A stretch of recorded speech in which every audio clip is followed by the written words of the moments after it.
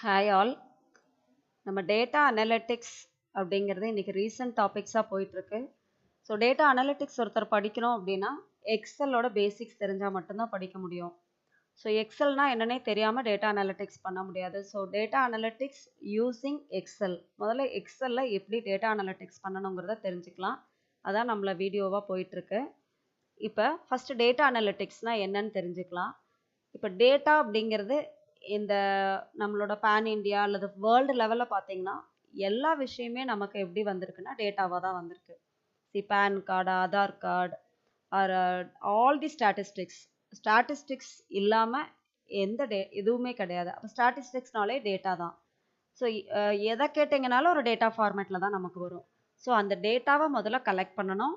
அதை நமக்கு தேவையான விதத்தில் ஆர்கனைஸ் பண்ணி நமக்கு அதுலேருந்து என்ன தேவையோ அதை எடுத்துக்கிறதா வந்துட்டு ஸ்டடியிங் தி டேட்டா. அந்த டேட்டாவை வச்சு நமக்கு ஒரு இன்ஃபர்மேஷன் கிடைக்கும். அந்த இன்ஃபர்மேஷனை அண்டர்ஸ்டாண்ட் பண்ணிக்கிட்டு ஃப்யூச்சரில் இதை செய்யலாமா வேண்டாமா, இம்ப்ளிமெண்ட் பண்ணலாமா வேண்டாமா அப்படிங்கிறத நீங்கள் முடிவு பண்ணணும்.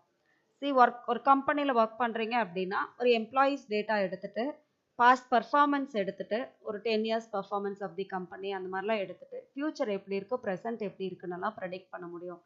ஸோ டேட்டா கலெக்ட் பண்ணுறது மட்டும் நம்மளோட வேலை இல்லை, அதை அனலைஸ் பண்ணி அண்டர்ஸ்டாண்ட் பண்ணி டெசிஷன் மேக்கிங்கில் நம்ம யூஸ் பண்ணணும். அதனால தான் டேட்டா அனலிட்டிக்ஸ் இவ்வளோ இம்பார்ட்டண்ட்டாக இருக்குது.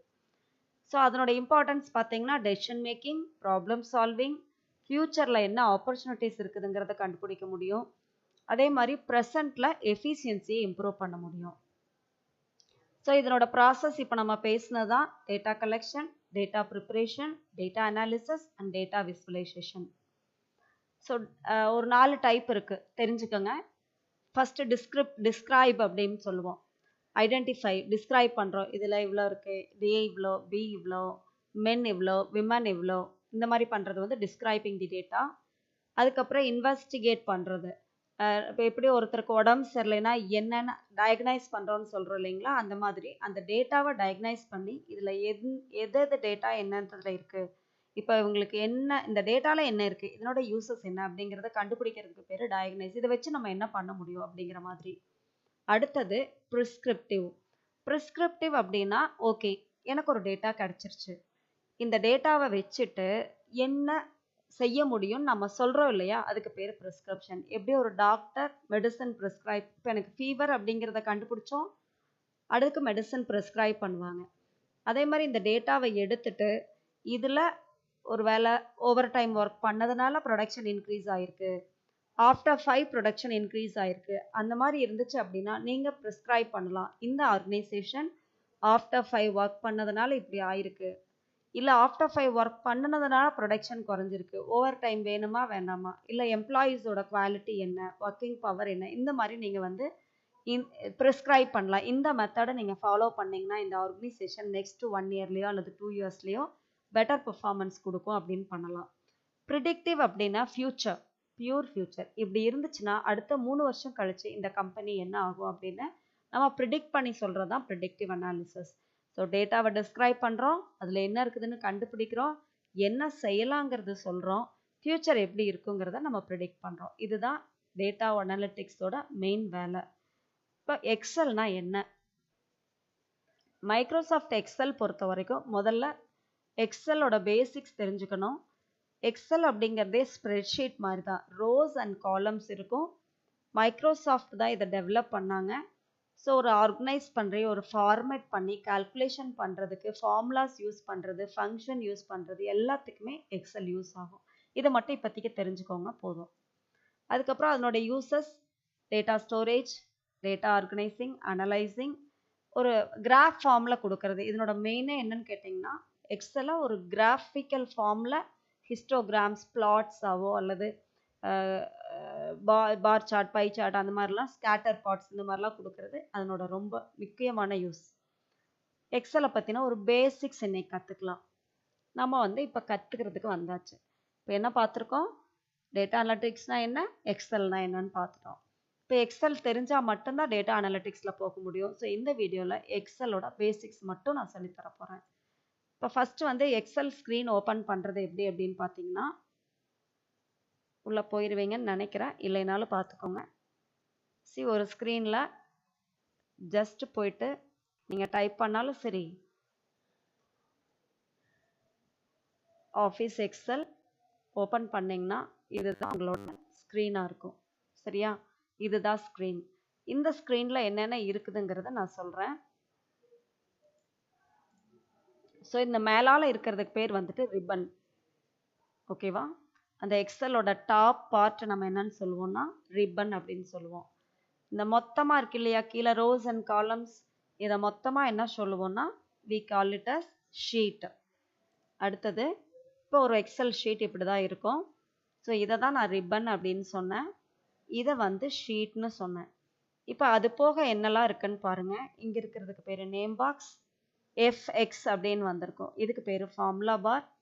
இந்த ஒரு விஷயத்தை எடுத்துட்டிங்கன்னா அது செல் ஷீட். இப்போ பார்த்தீங்கன்னா 1 2 3 4 5 ஷீட்ஸ் இருக்குது. நம்ம நிறைய ஷீட்ஸ் யூஸ் பண்ணிக்கலாம் இங்கே. இப்போ இதை மூவ் பண்ணுறோம் இல்லைங்களா, இதுக்கு பேர் வந்துட்டு ஸ்க்ரோல் பார். ஓகேவா? இந்த அளவுக்கு தெரிஞ்சிட்டிங்கன்னா போதும் இப்போதைக்கு. இப்போ ஒரு ரோவை எப்படி செலக்ட் பண்ணுறது, ரோஸ் அண்ட் காலம்ஸ் ஆனால் தான் வந்துட்டு ஷீட்டு. இப்போ இந்த 2 இருக்கு இல்லையா, இதுதான் ரோ. ஓகே, இது காலம். செலக்ட்னா ஜஸ்ட் இங்கே வச்சு கிளிக் பண்ணிங்கன்னா போதும், அது செலக்ட் ஆகிக்கும். இப்போ இது ரோவில் இப்படி டேட்டா என்ட்ரு பண்ண முடியும். இப்போ 10 20 30 40 50 16 என்ட்ரு பண்ணியிருக்கணும். இது வந்து ரோ டேட்டா. காலம் டேட்டா அதை என்ட்ரு பண்ணணும்னா என்டர் டேட்டா இன் ரோஸ் அப்படின்னா இப்படி என்ட்ரு பண்ணணும். என்டர் டேட்டாஸ் இன் காலம்ஸ் அப்படின்னா இப்படி என்டர் பண்ணணும். இப்போ 10 20 30 40 50 இப்படி என்டர் பண்ணியிருக்கோம். ஸோ திஸ் இஸ் ரோ, இது வந்துட்டு காலம். இப்போ செல், இப்போ இந்த 1 இருக்கு இல்லையா செல், இந்த A1 அப்படிங்கிறது ஆட்டோமேட்டிக்காக இங்கே நேம் வந்துடும், இது செல். இப்போ A1 இந்த இடத்துக்கு வச்ச அப்படின்னா இது B1, இங்கே வச்ச அப்படின்னா இது வந்து C1, இந்த இடத்துக்கு வந்தீங்கன்னா A2. இந்த மாதிரி ஒவ்வொரு செல்லுக்கும் நேம் வந்துடும் ஆட்டோமேட்டிக்காக. ஸோ மல்டிபிள் செல்ஸ் நம்ம செலக்ட் பண்ணணும்னு வச்சுக்கோங்க. இப்போ நான் வந்து இந்த மாதிரி நான் செலக்ட் பண்ணணும் அப்படின்னா, இப்போ ஃபஸ்ட் இங்கே வச்சுட்டு control press and hold down the control key. Control கீயை வச்சுட்டு இங்கே ஒரு கிளிக்,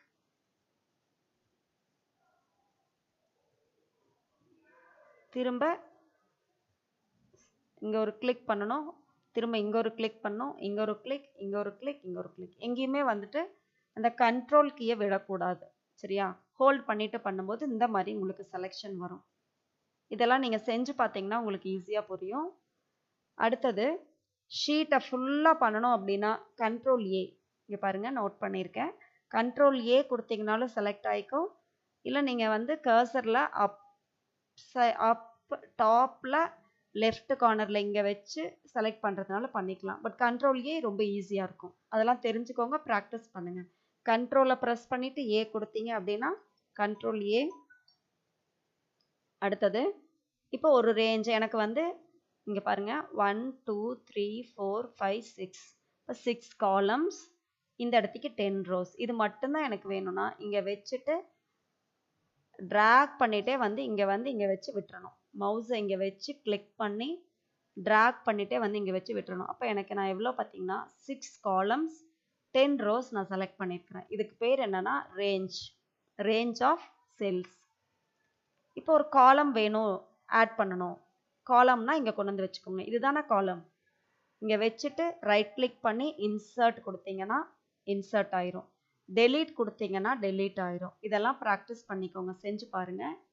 அதே மாதிரி ரோவில் என்ன செய்யணும்னா இங்கே கொண்டு வந்து வச்சுட்டு ரைட் கிளிக் பண்ணணும், அப்போ இன்சர்ட் டெலீட் அப்படின்னு வரும். Insert row, deleting row. இப்போ நிறைய ஷீட் வேணும் அப்படின்னா, இப்போ ஒரு ஷீட் இருக்குது, அடுத்த ஒரு ஷீட் வேணும்னா இந்த மாதிரி வரும். ரைட் கிளிக் பண்ணணும், ரொம்ப முக்கியம். ஷிஃப்ட் ப்ளஸ் F11 போடலாம், இல்லைன்னா இங்கே ஷீட்டில் கொண்டு வந்து வச்சுட்டு ரைட் கிளிக் பண்ணுங்கள், இந்த மாதிரி வரும். நீங்கள் வந்து இன்சர்ட் கொடுக்கலாம், இல்லைன்னா இன்சர்ட் கொடுத்துட்டு ரீநேம் கொடுத்துக்கலாம். ஏன்னா அந்த ஷீட்னு இருக்கு இல்லையா, இந்த ஷீட்னு இல்லாமல் வேறு பேர் கொடுக்கறதுனால நீங்கள் பேர் கொடுத்துக்கலாம். இப்போ இங்கே பாருங்கள், புது ஷீட் வேணும்னா இந்த மாதிரியும் போட்டுக்கலாம். ரைட் கிளிக் பண்ணி move or copy, create a copy அப்படின்னா இதே ஷீட் அப்படியே காப்பியாக வரும். ஓகே கொடுத்தீங்கன்னா புது ஷீட் காப்பி ஆயிரும். சரியா? ஸோ இது ஒரு 3 மெத்தட் நான் சொல்லி கொடுத்துருக்கேன். ஜஸ்ட் வந்துட்டு ஒரு ஷீட்டை அப்படியே டைரெக்டாக இன்சர்ட் பண்ணிக்கலாம், இல்லைன்னா ரீநேம் பண்ணிக்க முடியும். அதில் பேர் வந்து ஷீட் 1க்கு பதிலாக என்ன நேம் வேணுமோ கொடுத்துக்கலாம். திரும்ப ரைட் கிளிக் பண்ணி மூவ் ஆர் காப்பி, அதே ஷீட் இன்னொரு காப்பி வேணும் அப்படின்னா மூவ் ஆர் காப்பி, இந்த இடத்துக்கு இதை கிரியேட் அ காப்பி கிளிக் பண்ணி ஓகே கொடுத்தீங்கன்னா அதே ஷீட் வந்துடும், காப்பி ஆஃப் அப்படின்னு வரும். சரியா? சரி, இதுக்கு அப்புறம் நீங்கள் என்ன தெரிஞ்சுக்கணும்னா, இப்போ பேசிக்ஸாக ரோ காலம் ரிப்பன்ஸ் எல்லாம் சொல்லி கொடுத்தேன். சாரி, ரோ காலம், ஆடிங் காலம், ஆடிங் ரோ, டெலீட்டிங் காலம், டெலீட்டிங் ரோ, ஆடிங் ஷீட் எல்லாம் கொடுத்தா அதே மாதிரி தான் டெலீட்டிங் ஷீட். இப்போ ரிப்பன்ஸ்னால் என்ன, மேலே ஃபஸ்ட்டு பார்த்தோம் இல்லையா, ரிப்பன் அப்படிங்கிறது டாப். ஃபஸ்ட்டு நீங்கள் தெரிஞ்சுக்க வேண்டியது ஹோம். இந்த ஹோமில் என்னெல்லாம் இருக்குன்னா கட், காப்பி, பேஸ்ட்டு, ஃபார்மேட்டு, இங்கே பாருங்கள் நீங்கள் கொடுக்குற வேர்ட்ஸ் இதெல்லாம் நம்ம யூஸ் பண்ணும்போது தான் தெரியும். Alignment, left centre alignment, text alignment, wrap text, merge centre, அதே மாதிரி இதெல்லாம் வந்துட்டு நம்பரிங், இது வந்து ஒரு அமௌண்ட்டை வந்துட்டு நம்பரில் எழுதும்போது டெசிமல் வேணுமா வேண்டாமான்னு முடிவு பண்ணுறது, இது எல்லாமே ஃபார்மேட்டிங், ஸ்டைல்ஸு, செல் எப்படி இருக்கணும், எடிட்டிங் பண்ணுறது, இது எல்லாமே ஹோமோட ஸ்க்ரீன்ஸ் எல்லாம், ஹோமோட ரிப்பன். இது ஆக்சுவலாக ஹோம் ரிப்பன். அடுத்தது இன்சர்ட் ரிப்பன். இன்சர்ட்டில் pivot table, table, picture, clipart, இந்த மாதிரி என்ன வேணாலும் நம்ம இன்சர்ட் ஒன்று யூஸ் பண்ணி பாருங்கள்.